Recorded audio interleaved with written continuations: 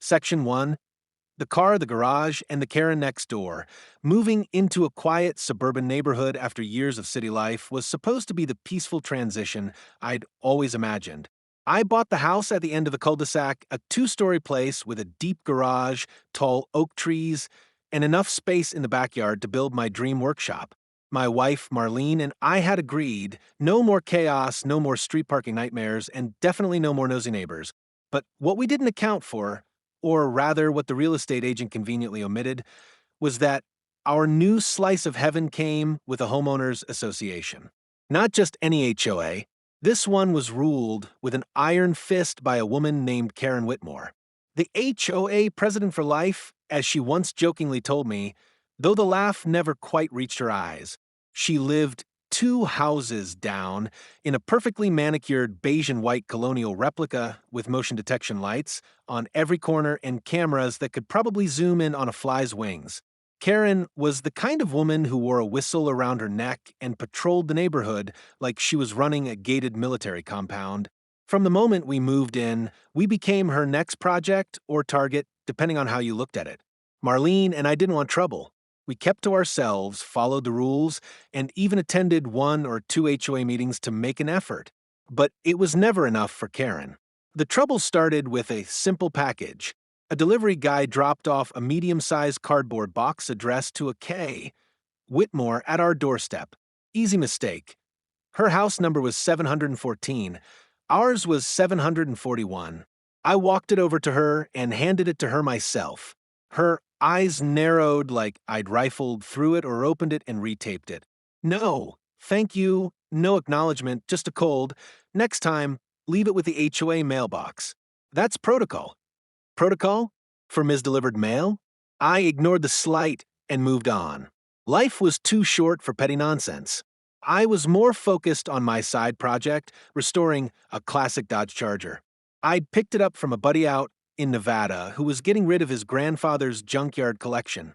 The car was a beauty under the rust and grime. A 1970 Hemi, red with black racing stripes, though it hadn't purred in years. Marlene helped me push it into the garage, where I began working on it every evening after work. It became a sort of therapy. I'd clean parts, order new ones, tinker with the engine. Slowly, the Charger began to resemble its former glory. That's when Karen took notice. One evening, just before sunset, I was tightening a bolt under the hood when I heard footsteps approaching from a driveway. I looked up and, sure enough, there was Karen, clipboard in hand like always, glasses perched on the tip of her nose, and an expression that could sour milk. "Mr. Dawson," she said, not bothering with a greeting, "that vehicle isn't registered. It's not operational." I replied, wiping my hands on a rag. "It's a restoration project. Completely legal, in my own garage. There are HOA policies against storing junk vehicles. In the driveway, maybe, not inside a closed garage." She frowned, clearly annoyed that I knew the rules just as well as she did. "We reserve the right to inspect all visible areas, but not private enclosed garages." I cut in. "We've already checked with the county code office. You're welcome to get a warrant if you feel differently." That was strike one. Karen did not like being challenged, especially not by a newcomer. From then on, her patrols passed our house more frequently. Her dog, an overweight schnauzer named Bobo, suddenly started doing his business at the edge of our lawn. We caught her leaving anonymous notes about our mailbox color, trash can placement, and even the height of our grass. Still, we stayed civil. Marlene would smile through gritted teeth. I'd nod politely. We figured she'd grow bored eventually and shift her attention to someone else. Then came the car. Not the Charger, a brand new, fully loaded Tesla Model S. It appeared overnight in our garage like a magician's rabbit. But it wasn't magic. It was a gift, a thank you from my younger brother, Jeremy, whom I'd helped start his tech firm 5 years ago. He hit it big. One of those lucky Silicon Valley jackpot stories. Sold the company, and as a surprise, he shipped me a brand new Tesla as a thank you for believing in me gesture. He didn't even tell me it was coming, just sent me a cryptic text. "Watch the driveway tomorrow. Enjoy." Well, FedEx didn't drop it. An enclosed trailer rolled up the next afternoon with a bow on the hood. I signed some digital paperwork, and the guy drove it into my garage. I stood there in disbelief, grinning like a fool.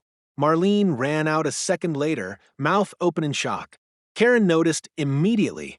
She was at the far end of the street, trimming her shrubs, or pretending to, when the trailer pulled away.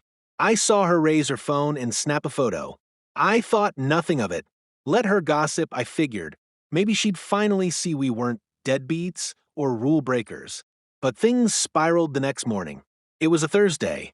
I remember because trash pickup was running late. I was sipping coffee on the front porch when 3 police cruisers rolled up in front of my house. Lights on, no sirens. They didn't park politely either. One blocked my driveway entirely. Another angled across my front lawn. Marlene opened the door, behind me, wide-eyed. "What in the stay inside?" I muttered, putting my mug down and walking down the steps. The officers approached calmly, but their hands hovered near their belts. "Sir," the lead officer said, "we received a call about a stolen vehicle being stored on your property." I blinked. "Stolen vehicle? Here." He gave a nod toward my closed garage. "Mind if we take a look?" "Actually," I said carefully, "I do mind. This is private property. What's the probable cause?" That's when Karen appeared like a stage actress, already mid-performance. She marched across her lawn holding a stack of papers, face flush with self-righteous fury. "That's my car," she shrieked, pointing at my garage like it was a crime scene. "I have the order confirmation. The VIN matches. He stole it, or someone delivered it to the wrong address, and he's refusing to return it." I was too stunned to respond for a moment. The officer glanced between us. "Ma'am, you're saying that vehicle belongs to you?" "Yes," she snapped. "It was supposed to be delivered this week. I have the receipt." I held up both hands. "Whoa, hold on. This car was a gift. Delivered yesterday. In my name. I can show you the paperwork, the delivery confirmation, even the shipping note from the transport service." The officer nodded. "Let's do that. Sir, if you don't mind, please retrieve whatever documentation you have." I turned back toward the house. Marlene was already holding the folder. She'd been watching everything through the window and knew I'd need it. I walked it back and handed it over. The officer flipped through it, clean title, shipping documents, and Jeremy's personal note attached. Meanwhile, Karen was still ranting. "He probably faked those. Or bribed someone. That car is mine. I even picked the color." The officer held up a hand. "Ma'am, we will investigate. But unless you can provide direct proof that this car was assigned to your name and not his, there's no crime here." Karen's voice cracked. "You're just going to let him keep it?" The officer gave her a patient look. "Ma'am, you'll need to settle this through civil channels if you believe there's a mistake. But right now, the title and documentation support his claim. We're not confiscating anything." It was like watching her spirit implode. She glared at me with a mixture of hatred and disbelief, then stomped back to her house, muttering about lawsuits and connections. The officers apologized for the intrusion and left soon after. But the damage had already been done. From that moment on, Karen declared war. She filed formal complaints with the HOA, claiming the garage was being used as an illegal showroom, that the Tesla violated community uniformity due to its ultramodern aesthetic, and that I had defamed her character by maliciously claiming ownership of her rightful property. I laughed at first. Surely the HOA board would see through her nonsense. They didn't. At the next meeting, which I attended just to set the record straight, the treasurer, a quiet man in his 60s, stood up and began reading off a list of citations. Unauthorized vehicle storage, hostile conduct, ignoring HOA dispute resolution protocol, unregistered delivery drop without board approval. I interrupted. "Hold on board approval? For a car delivered to my own home." Karen chimed in from a head table. "We have an aesthetic standard to uphold." The meeting devolved into shouting, with a few neighbors chiming in on my behalf, but many remaining quiet. Fear of Karen's retaliation kept them mute. The vote was split. I was fined $1,200 for noncompliance and given a 30-day notice to either move the Tesla or submit it for aesthetic evaluation. Aesthetic evaluation of a factory-fresh Tesla. That night, I paced the garage with Marlene at my side. She's obsessed, Marlene said quietly. This isn't about the car. It's about control. She won't stop, I muttered. Unless we stop her first. What are you thinking? I looked around at my tools, my camera setup, and my binder of evidence. It's time to fight back.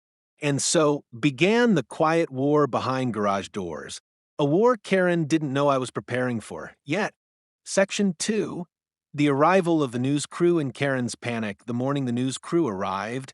The neighborhood seemed to hold its breath, a quiet tension rippling through the streets as camera equipment was unloaded, microphones adjusted, and reporters scouted angles to capture both the charm of our backyard chickens and the absurdity of the complaint that had thrown the cul-de-sac into weeks of low-level drama. And from the moment Karen realized she was no longer operating in the safe bubble of her own obsessive domain, her composure began to unravel almost immediately, her face blanching, hands trembling, and clipboard clutched with a desperate intensity, as if this new development threatened not just her credibility, but the very identity she had constructed through weeks of meticulous monitoring, harassment, and obsessive documentation. And the entire scene became a dramatic theater of human obsession meeting unanticipated accountability for Karen, who had once believed herself untouchable in her role as self-appointed enforcer of community standards, suddenly found herself exposed to the gaze of professional reporters, live cameras,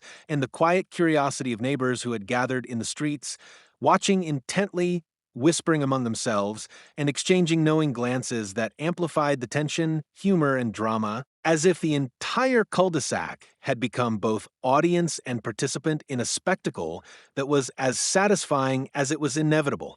Her panic manifested almost immediately in a flurry of obsessive gestures, her eyes darting between camera lenses, her voice rising in frantic explanations, accusations, and desperate attempts to assert authority, yet each movement and utterance only highlighted the absurdity of her fixation, as the reporters, poised, professional, and unimpressed by her theatrics, calmly documented the situation, asked pointed questions, and redirected the narrative toward fairness, transparency, and the facts, all while the chickens clucked innocently in the background, oblivious to the storm of human drama their presence had inspired, and the juxtaposition of Karen's escalating frenzy with the calm professionalism of the media created a tension that was at once comical, dramatic, and deeply satisfying, a perfect collision of obsessive control and public accountability, where her carefully cultivated aura of moral superiority was systematically dismantled by reason, evidence,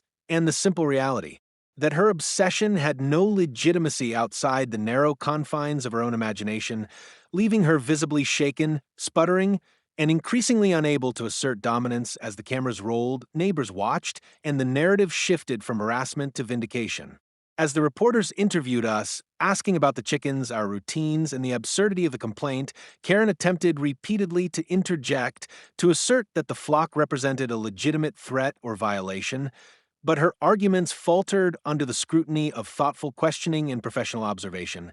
Her carefully crafted narrative exposed as baseless, her evidence irrelevant, and her tone increasingly desperate, and each attempt she made to regain control seemed only to amplify her humiliation as neighbors, previously intimidated by her obsessive vigilance, now watched with quiet satisfaction, exchanging glances that communicated relief, vindication, and the unspoken joy of witnessing a tyrant humbled and the chickens scratching and pecking happily in the dirt became living symbols of resilience, normalcy, and the absurdity of obsessive control, a backdrop to a drama that highlighted the contrast between reason, patience, and preparation on one side, and obsessive fixation, intimidation, and irrationality on the other, creating a narrative that was at once satisfying, instructive, and unforgettable.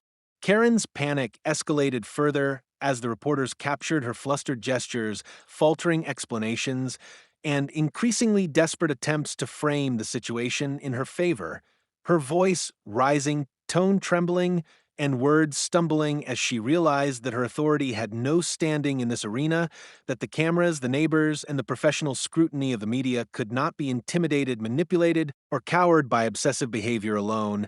And in that moment, the full scope of her obsession's failure became undeniable, a public spectacle of human fixation humbled by transparency, reason, and professional accountability, leaving her visibly pale, shoulders slumped, and her self-image of dominance shattered, while we, standing calmly and confidently, watched as the narrative shifted from fear of HOA enforcement to public validation.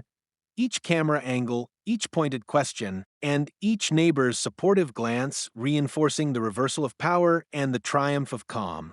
Principled resilience over obsessive control, intimidation, and personal vendetta, marking a turning point in the story that would define the remainder of the saga, ensuring that Karen's obsession, no matter how intense or meticulous, had finally met its match in reason, law, and public accountability. By the time the interviews concluded, the dynamic of the neighborhood had shifted dramatically, with Karen reduced to a flustered, almost comical figure of obsessive fixation, her clipboard abandoned for a moment as she struggled to regain composure. And the news crew, professional and calm, had captured not just the facts of the backyard chickens and the HOA complaint, but the human drama of obsession confronted by reality, truth, and public scrutiny, and the presence of cameras ensured that every viewer, from neighbors to local residents, could see the absurdity of her fixation, the resilience of those she targeted, and the ultimate triumph of patience, preparation, and transparency over intimidation, control, and obsessive overreach. A narrative that would ripple through the neighborhood for weeks, months, and years as both a cautionary tale and a story of vindication, community pride, and the enduring power of calm, principled, and lawful resistance. Section 3. The coverage goes live and public reaction. The moment the story went live on local television, the neighborhood seemed to vibrate with a mix of anticipation, excitement, and vindication as cameras captured not just the innocent charm of our chickens roaming freely in the backyard, but the full absurdity of Karen's obsessive campaign against them. And when the news anchor narrated the tale of an overzealous HOA member targeting a simple backyard flock for imagined violations, juxtaposed with footage of our relaxed, happy chickens and our calm, composed responses, the impact was immediate, resonating with neighbors, viewers across the district, and even members of Karen's own social circle who were forced to confront the spectacle of her obsession, meticulously documented in HOA complaint forms, photos, and measurements, being publicly exposed as baseless, excessive, and utterly absurd. And as the footage rolled, Karen's panic deepened, her face pale, eyes wide, and hands trembling as the story broadcasted the consequences of her relentless fixation, revealing that obsession, no matter how meticulous or persistent, is vulnerable when confronted with transparency, truth, and the court of public opinion, and the irony of her dramatic pursuit of authority now becoming the subject of public scrutiny was not lost on anyone, creating a tension that was equal parts dramatic, comical, and deeply satisfying to those who had endured her obsessive policing in silence. For weeks, viewers across the community watched with a mixture of disbelief, amusement, and quiet triumph as the narrative unfolded, highlighting how a simple backyard hobby, a few clucking chickens, had been transformed into the epicenter of one woman's obsession, and how that obsession had ultimately backfired in the most spectacular and public fashion, leaving Karen flustered, defensive, and unable to command respect, influence, or authority as the media coverage emphasized facts, context, and calm. Responses over intimidation, fear, and obsessive scrutiny, and neighbors began to feel a renewed sense of empowerment, recognizing that their patience, preparation, and adherence to reason had not only preserved their way of life, but had transformed what could have been a private struggle into a public vindication, a shared story that celebrated resilience, common sense, and the ultimate triumph of calm composure over irrational obsession, while simultaneously serving as a lasting reminder to everyone that self-appointed authority, no matter how passionately wielded, is no match for transparency, evidence, and community support. Karen's attempts to interject, clarify, or salvage her narrative during the live coverage were increasingly futile as reporters, poised and professional, redirected questions toward facts, legality, and the impact on the community, systematically dismantling her claims and exposing the overreach inherent in her obsession, and each faltering gesture, each stammered explanation, and each desperate attempt to assert dominance only amplified the public perception of her fixation as both absurd and excessive, while the neighborhood, watching live broadcasts from living rooms, front porches, and even cell phones, shared a quiet, collective satisfaction at the dramatic reversal of power, observing that the obsessive tyrant who had once imposed rules, threats, and fines was now publicly humbled, unable to control perception, narrative, or outcome, and witnessing firsthand that patience, calm, and reason could effectively counter intimidation, scrutiny, and obsessive control, a lesson that resonated not only within the confines of our cul-de-sac, but across the broader community, where stories of HOA, overreach, obsession, and vindication were shared, discussed, and celebrated. The coverage also drew unexpected attention from local authorities, animal welfare experts, and community advocates who confirmed that the chickens were being raised responsibly, that their presence posed no legal or health risks, and that Karen's obsessive focus had created a situation far more disruptive than the harmless backyard flock ever could, adding an additional layer of validation to our position. A public affirmation that the obsessive enforcement of personal ideals without legal foundation is both unnecessary and socially disruptive, and as statements from experts were aired, Karen's demeanor shifted further, her face paling with the realization that her obsession had been entirely misaligned with reality, that her weeks of meticulous documentation, measurements, and threats were ultimately irrelevant, and that the media, the community, and the authorities were united in exposing the irrationality of her fixation, leaving her standing amidst the unfolding drama with nothing but a clipboard, trembling hands, and an awareness that her perceived authority had evaporated, replaced by public humiliation and the unmistakable validation of those she had targeted. By the end of the broadcast, the narrative had completely shifted from one of fear, control, and obsessive enforcement to one of vindication, communal resilience, and the triumph of reason, calm, and lawfulness over obsession, intimidation, and irrational authority, and the chickens themselves became a symbol not just of backyard charm, but of resistance, resilience, and the quiet power of ordinary people to withstand, survive, and ultimately reverse the consequences of obsessive scrutiny, while Karen, visibly shaken and pale, could only watch as the community she had attempted to dominate celebrated its restored autonomy, shared a collective sense of satisfaction, and embraced the absurdity, humor, and relief of witnessing obsession humbled, leaving an indelible mark on the neighborhood.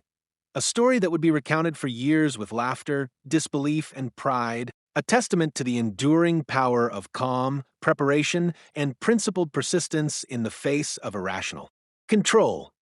Section 4, Karen's attempted recovery and the neighborhood's triumph in the days following the broadcast. Karen's behavior grew increasingly erratic, oscillating between desperate attempts to regain control and quiet, simmering resentment, as if the mere presence of cameras and public scrutiny had shattered her carefully constructed persona of authority, and yet despite her frantic efforts, every attempt to reassert dominance was met with quiet defiance, patience, and calm composure by the neighbors, who had now witnessed firsthand the absurdity of her fixation and the limits of her power, and the neighborhood itself seemed to take on a renewed energy, a collective sense of liberation infused with humor, satisfaction, and cautious pride, as residents moved through their daily routines without fear of observation or interruption, organizing gardens, tending to pets, and maintaining lawns with the quiet knowledge that Karen's obsessive overreach had been publicly exposed and effectively neutralized, and that her previous intimidation, once a constant source of anxiety, had been transformed into a shared story of vindication, resilience, and the triumph of reason over obsession, a narrative that would ripple through conversations, block gatherings, and casual interactions for months to come, embedding itself in the collective memory as a dramatic and instructive tale. Karen's attempts at recovery were almost immediately undermined by the very transparency she had failed to anticipate as neighbors, emboldened by the broadcast, began documenting her continued visits, minor infractions, and obsessive behaviors, collecting evidence not for confrontation but for reassurance, to ensure that her fixation could not escalate unchecked, and each observation, each photograph, and each whispered conversation reinforced the undeniable shift in power as she became increasingly isolated, her obsessive attention no longer feared but quietly monitored and in some cases gently mocked, while the calm composure of the neighborhood created an invisible barrier that her obsessive energy could not penetrate, transforming what had once been a source of tension into a situation of controlled oversight, subtle social pressure, and quiet triumph. And each day that passed without escalation reinforced the lesson that obsession, no matter how meticulous, intense, or prolonged, is ultimately powerless when confronted with preparation, patience, and communal awareness. Meanwhile, the chickens, blissfully unaware of the human drama surrounding them, continued their routines, pecking at grains, scratching the soil, and clucking contentedly, a living reminder that the world, unlike Karen's obsessive imagination, was not designed to accommodate irrational control, and the juxtaposition of their simple, calm existence with Karen's increasingly frantic and irrational behavior created a dramatic tension that was palpable, satisfying, and deeply instructive of visual and psychological reinforcement of the story's underlying moral. That calm resilience, preparation, and lawful behavior can withstand obsessive scrutiny, intimidation, and irrational authority, and that those who rely on fixation, personal obsession, and intimidation as tools of control will eventually find themselves humbled, exposed, and socially isolated, as Karen increasingly did, her posture slumping, gestures faltering, and voice quivering with frustration and disbelief at the realization that the neighborhood's collective patience and calm would not bend to her will. The neighborhood, now fully aware of the absurdity and limits of Karen's obsession, began to celebrate in quiet, meaningful ways, from casual block gatherings sharing laughter over the incident to storytelling about her obsessive documentation, to children drawing humorous sketches of chickens with clipboards, all creating a social reinforcement of victory, autonomy, and restored normalcy. And with each day, the psychological tension that had once permeated driveways, gardens, and fences dissipated, replaced by a renewed sense of community cohesion, pride, and quiet amusement, as neighbors bonded over shared resilience, collective awareness, and the tangible reminder that calm, lawful, and principled behavior could triumph over irrational fixation, obsessive control, and self-appointed authority, and that even the most meticulous, detailed, and obsessive individuals are ultimately vulnerable when confronted by transparency, preparation, and communal strength, a lesson both satisfying and enduring. By the end of this period, Karen's presence had transformed from intimidating and oppressive to pitiable and absurd, her obsessive attempts at regaining credibility failing consistently. While the neighborhood thrived in restored freedom, autonomy, and social cohesion, and each perfectly aligned trash can, well-tended flower bed, and free-roaming chicken became a symbol of the quiet but decisive triumph of patience, preparation, and calm resilience over obsession, intimidation, and irrational authority, creating a lasting narrative in which reason, lawfulness, and communal vigilance were elevated and obsessive behavior was publicly exposed, socially constrained, and ultimately rendered impotent, leaving Karen's fixation as nothing more than a cautionary tale, a source of humor, and a dramatic reminder that obsession may capture attention temporarily, but it cannot endure against transparency, truth, and collective resilience, and as laughter, storytelling, and shared pride filled the neighborhood, it became clear that victory had been achieved, autonomy restored, and the absurdity of obsession permanently documented in memory, media, and social narrative. Section 5, Long-Term Lessons, Community Vindication, and Celebration. In the aftermath of Karen's obsessive harassment and the dramatic exposure brought about by the news coverage, the neighborhood settled into a rhythm of calm, freedom, and quiet celebration as the daily rituals of life, feeding the chickens, tending gardens, arranging trash cans, and simply enjoying the backyard, became acts of reclaimed autonomy and symbolic triumph over irrational obsession. And while the clucking of the chickens remained unchanged, their presence now carried a deeper significance, a living emblem of resilience, community solidarity, and the ultimate defeat of arbitrary authority. For every resident understood that the obsessive attempts of a single individual to impose control through intimidation and petty enforcement had been rendered powerless by preparation, transparency, and calm adherence to truth. And this realization fostered not only relief, but also pride, a collective awareness that ordinary people acting with patience and principle can protect their way of life and stand firm against irrational obsessive interference, a moral and psychological victory as profound as it was satisfying, leaving an enduring imprint on both the physical environment and the shared consciousness of the cul-de-sac. Karen herself remained a cautionary figure, her behavior subdued, hesitant, and visibly self-conscious, her obsession no longer a tool of intimidation, but a public spectacle of failure, humiliation, and exposure as neighbors, empowered by their success, documented her visits, maintained calm observation, and reinforced the subtle but unmistakable message that her fixation could no longer command fear, control, or influence, and every attempt she made to reassert authority was now met with quiet resilience, gentle amusement, and polite dismissal, a social and psychological check that ensured her obsession could not escalate, while simultaneously reinforcing the narrative of triumph, preparation, and principled persistence. And over time, her presence became a symbol not of fear, but of the limits of obsession, a lesson captured in everyday routines, whispered stories, casual laughter, and subtle acknowledgments that the neighborhood had endured, survived, and ultimately reversed. The consequences of irrational authority. The story of the chickens and Karen's failed campaign quickly became a local legend shared among neighbors, retold with laughter, disbelief, and a sense of pride, serving as a humorous yet instructive narrative of how patience, composure, and adherence to truth can counter obsessive attempts at control.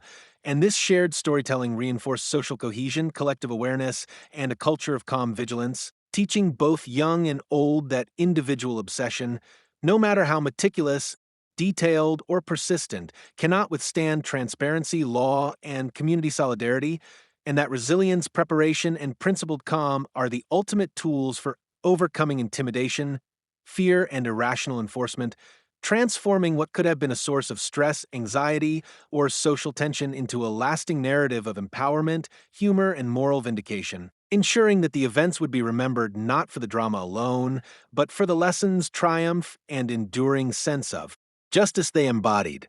The presence of the news crew and public exposure had created a broader ripple effect, reinforcing the principle that obsessive behavior cannot thrive under scrutiny and that community transparency and lawful oversight are effective defenses against irrational control. And in practical terms, the neighborhood benefited not only psychologically but also socially with strengthened bonds, shared humor, and collective pride, as residents engaged more freely in their daily routines, supported one another, and celebrated the restored equilibrium that had been disrupted by Karen's fixation, while every successful act of calm, measured resistance, whether placing a trash can, feeding a chicken, or organizing a garden, became a symbolic affirmation of autonomy, resilience, and the power of ordinary people to maintain their way of life against obsessive overreach, creating a narrative that was both emotionally satisfying and socially instructive, and which would remain part of the neighborhood's lore for years to come. Ultimately, the saga concluded not with confrontation, anger, or escalation, but with quiet vindication, communal joy, and a profound understanding that obsession, no matter how detailed or intense, is ultimately fragile when faced with reason, patience, and principled calm. And the story of Karen's attempted harassment, the public exposure, and the triumph of the backyard chickens became a celebrated testament to resilience, justice, and the enduring power of community, leaving residents with a sense of closure, pride, and satisfaction, and ensuring that the lesson would resonate long into the future. That calm composure, preparation, transparency, and adherence to truth can overcome even the most obsessive, irrational, and self-appointed authority, and that ordinary people, when united by principle and patience, possess the strength to defend their lives, their routines, and their dignity, transforming an episode of absurd obsession into a lasting story of victory, moral triumph, and shared celebration as laughter, storytelling, and clucking chickens filled the cul-de-sac with a sense of restored harmony, autonomy, and joy.